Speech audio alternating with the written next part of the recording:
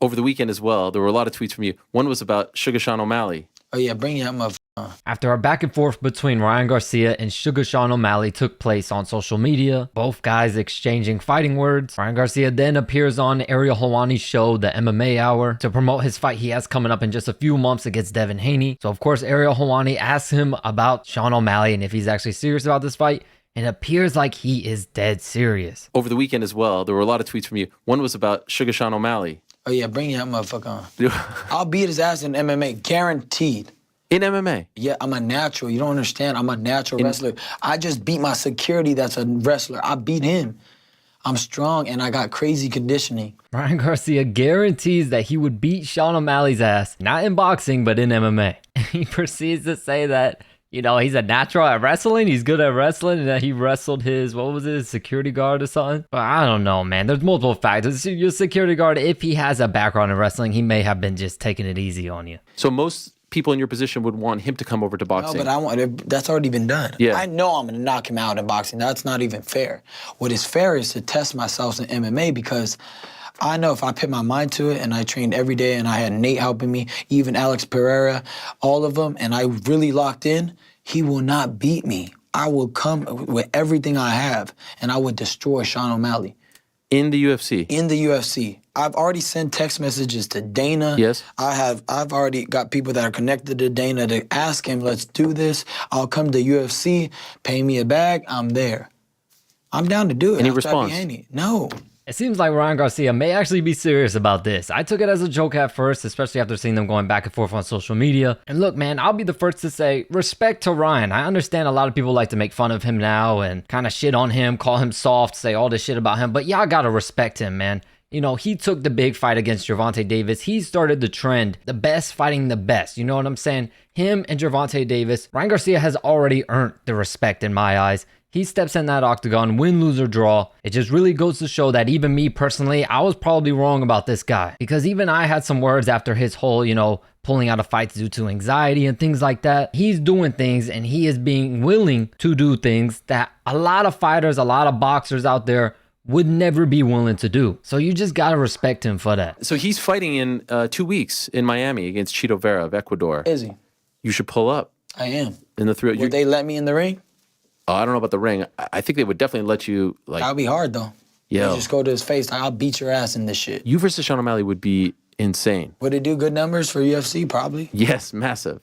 And I just want to say real quick, if Ryan Garcia is in attendance, please, please, please, Dana White, let him in that octagon. Let him do a little face-off, something, please. Because even if the fight doesn't actually happen or they can't really make the fight, it doesn't materialize, that is still such good PR. You're just a walking Conor McGregor Jr. Really? Bro, everything was based off that. Now he's coming into his own, though. But it was all Conor for he got the tattoo in his middle of his chest. The only difference is he painted his hair rainbow. You know, I'm not hating on him. I think he's actually a really beast. I mean, personally, I like how he fights. Right. I'm like, damn, he's actually really dope. Like, when he knocks people out, it's sick. Like, he just has that to him. But as far as him beating me, I don't believe he will. And so in your mind, if all goes well on April 20th for you, that's like... I'm down for that. Like, wow. if it just... Next. Yeah, next. Just give me like 3-4 months of just MMA training. I'll go beat his ass. Did you mention this to Nate? No. Okay. But I told Nate to train me a little bit. Yeah, that'd be incredible.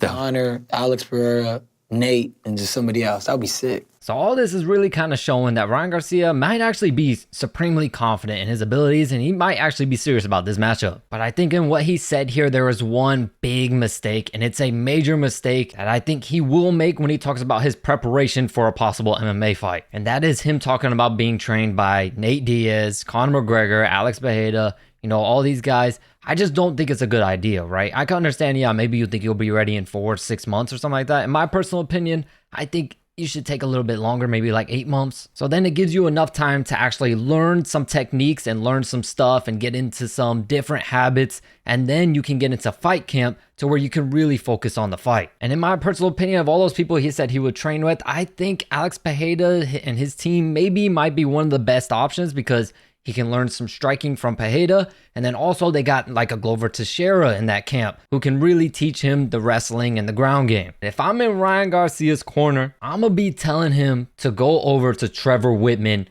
and his team over there. Two of the most notable names, of course, Justin Gaethje and Kamaru Usman, and Trevor Whitman is one of the best minds in MMA right now. I just think that the training that he would get with Justin Gaethje and Kamaru Usman would be top level. And hey, if they want to bring in some other strikers that maybe will give him a look, I'm sure Trevor Whitman can easily bring in some guys that can give Ryan Garcia a really good look when it comes to sparring with, now utilizing the distance management, because the distance management is going to be different. Managing your cardio is going to be different. The kicks, everything that comes with it. I don't know if Sean O'Malley will take him down. He might, because O'Malley, his jiu-jitsu is very underrated. I've seen O'Malley in a few different jiu-jitsu matches and rolling. O'Malley's jiu-jitsu is heavily underrated. So I will not be surprised if he decides to try to go for a takedown and test Ryan Garcia a little bit, because I think Ryan Garcia is very, very confident on the feet. I think his main focus, which is why he's talking about, training with Nate Diaz, is going to be the ground stuff. By having people like Justin Gaethje and Kamaru Usman to help you out with that also, it's going to help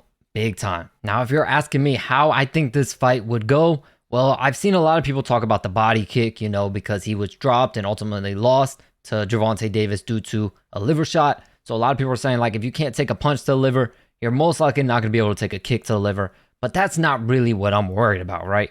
I'm not so much worried about the body kicks or the head kicks. I'm more worried about the leg kicks. His legs 100% are not conditioned for that type of punishment. And O'Malley's kicks are absolutely lethal. And coming into an MMA fight being a striker who's heavily relying on your fists, the very last thing you're going to want is for someone to absolutely kick your legs out from under you to the point where you can't even stand or walk. Plus, I think Ryan Garcia fights a little bit too flat-footed, and he doesn't utilize a lot of movement. So he's basically going to be a sitting duck for O'Malley to just pick him apart. Do I think Ryan Garcia has a chance? Of course, it's a fight. Anything is possible. Especially against Ryan Garcia, who has that power, and putting those little-ass 4-ounce gloves on, of course there's a chance. But in all likelihood, I think 4 to 6 months isn't nearly enough time. And I don't really like his plan on how he plans on going about preparing for this fight. But who knows? Like I said, it's a fight. Anything can happen. Feel free to let me know your thoughts in the comments down below. As always, I thank you all so much for your support, and I'll catch you in the next video.